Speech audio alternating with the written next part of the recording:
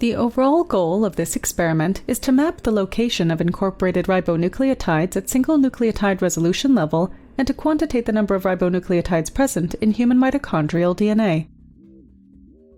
This method can help answer key questions regarding DNA integrity, DNA replication mechanisms, DNA repair mechanisms, and how defects in any of these mechanisms may cause disease.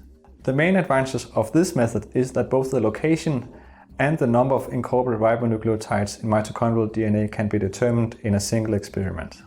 Though this method can provide insight into ribonucleotide content in human mitochondrial DNA, it can also be applied to study nuclear DNA and ribonucleotide content in sequenced genomes of other model organisms.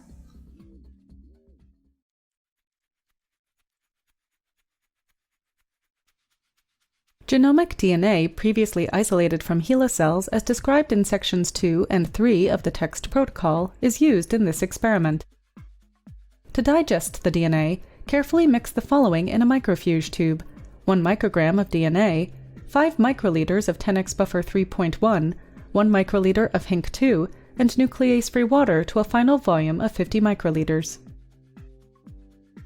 Incubate at 37 degrees Celsius for 30 minutes. When the digest is completed, add 1.8 volumes of paramagnetic beads to each sample, carefully mix by pipetting, and incubate at room temperature for 10 minutes. Place the tubes on a magnetic rack for 5 minutes to pellet the beads, and then remove and discard the supernatant. Wash the pellet with 150 microliters of 70% ethanol for about 30 seconds, then remove and discard the supernatant.